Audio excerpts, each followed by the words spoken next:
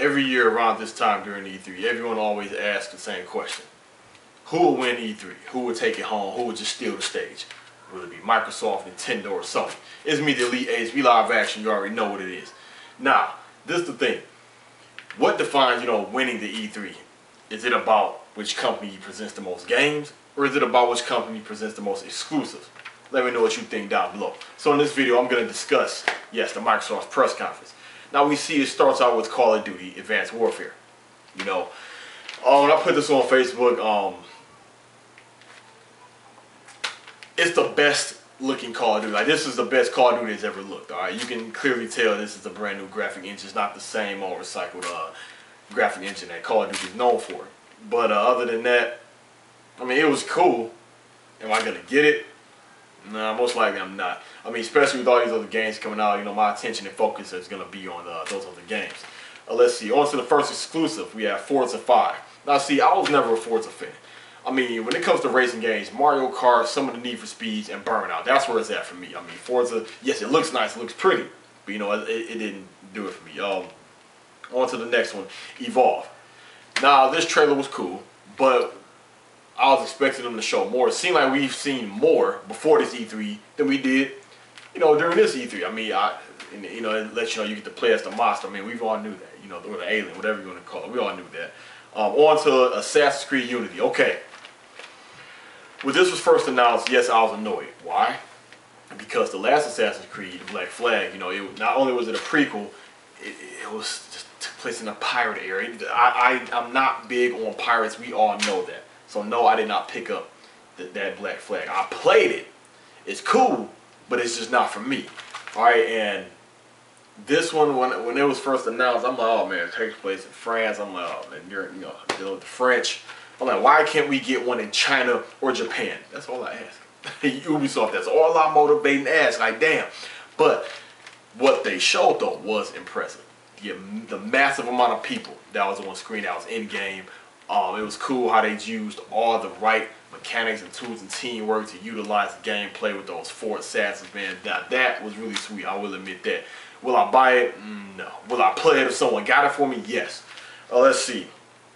Dragon Age 3. Alright, now I never got off into Dragon Age. Now, I said this before in my videos, I'll say it again. Just because I say I've never gotten off into a series does not mean that I don't like it or I think it's weak or it's garbage, My brother, he's foaming at the mouth for Dragon Age 3. He's a big Dragon Age fan. And he has part 1 and 2. He likes part 1 better. But I've heard that a lot. Something about Dragon Age 2 that just didn't do it like part 1. I don't know. But yeah, it does look cool. Let's see. Sunset Overdrive. Okay, there's two things I liked about the trailer. The beginning, of course, when they were clearly making fun of over-the-shoulder third-person shooters with the cover and shoot system. That I did think that was funny. And of course, when you think the trailer was over, the guy, he just slides the screen away and, or no, he hits the screen, I believe, and, the game starts. It looks fun. I will admit that, the way you're grinding around, jumping around, it looks fun. But will I go and pay $63 for that?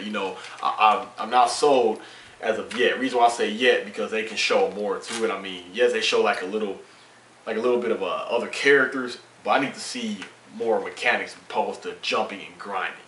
I mean, maybe if they'll show all the multiplayer with it, maybe it'll spark my interest a little bit more. Let's see. Oh, man.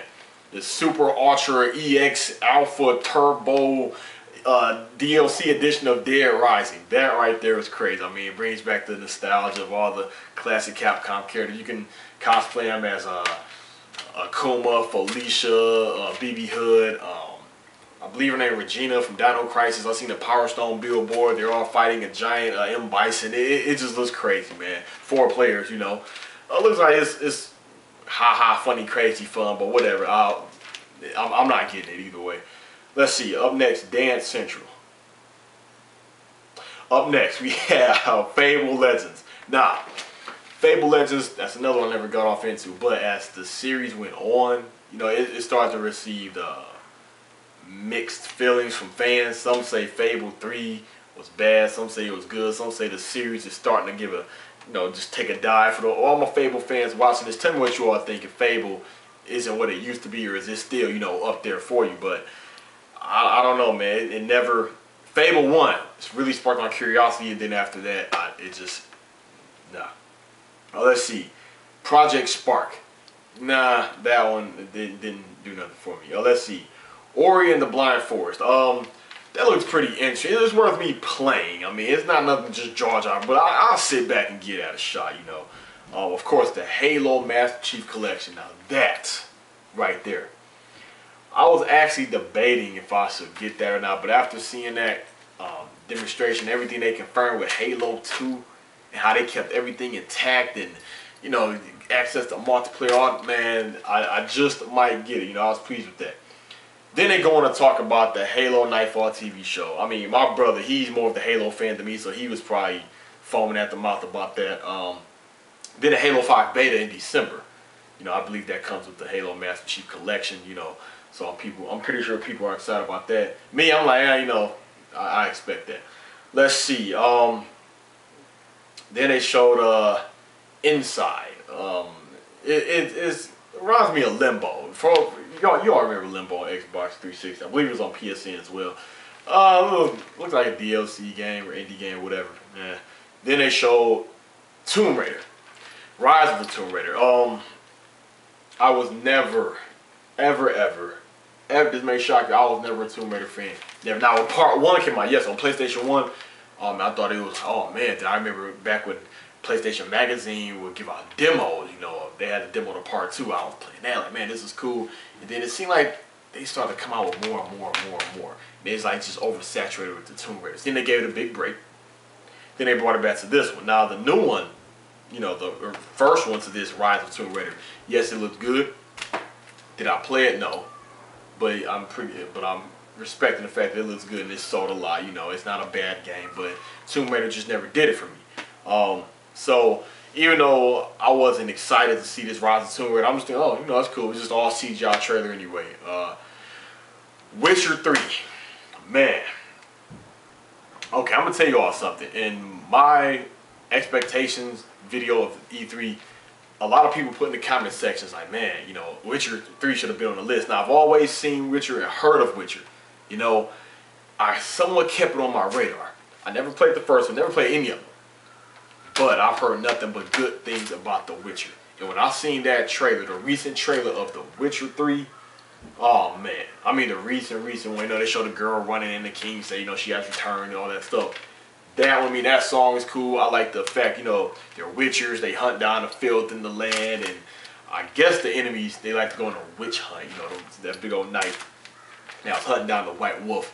But man, it does look good. Looks like an interesting thing for me to get into. I see the game comes out, I believe, February, I think, and it has a collector's edition. We all know on my channel, I'm known for doing collector's editions, so I'm thinking about picking that up. But I'm going to go back to the other Witcher before I get into this one, I have to. So yeah, Witcher 3, I was impressed by that. Let's see. Phantom Dust. Nah, never cared about the first one, didn't care about this one. And then on to the Division. It was painful to watch that. You want to know why? It was more teasing. It was just torture. Why? It doesn't come out till next year. And some of you may know. I don't know. Let me know if you do know. If you do know, that means you already know what it is. I don't know when it's going to come out next year. I mean, which quarter? First, second, third, fourth? But they showed this good-ass gameplay. And I'm sitting here thinking like, damn, next year when? When? I mean, damn. But man, the Division, that looks good. Let's see. Scalebound. Oh yeah, first day. Thursday for me now. Scalebound, right there. I was thinking to myself like, oh man, when I first heard about a platinum game that was going to be showed, I was hoping tooth and y'all already know what I'm going to say. Like, yes, a sequel to Metal Gear Rising Revengeance 2 or Vanquish Part 2. I was hoping one of them, but even though that might come out years later, I was still pleased with this. I mean, it looks interesting, man. I mean, even though this guy, he reminds me of Dante. I mean, a cocky young white guy with white hair. I mean, hella cocky. I wasn't expecting him to put on, you know, the Beats by Dre. You know, he puts them on. He has a sword. You know, fighting the big creatures. Then we see the dragon. I like how he took flight on the dragon.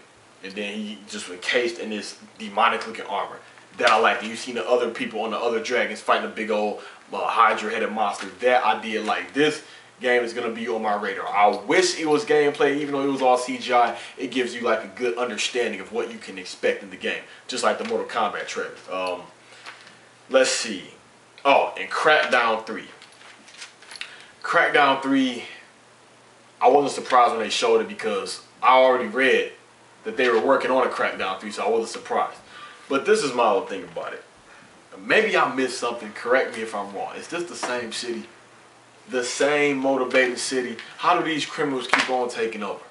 Like, what are these peacekeepers doing? Like, they just allow this to happen again. I mean, are they doing it on purpose? To, you know, are they letting these enemies do it on purpose to where, you know, because if there's no crime, no job or nothing to do for the, you know, peacekeepers. But, I mean, am I going to get it? Most likely, yeah. But, I mean, I was just thinking, like, same city, damn.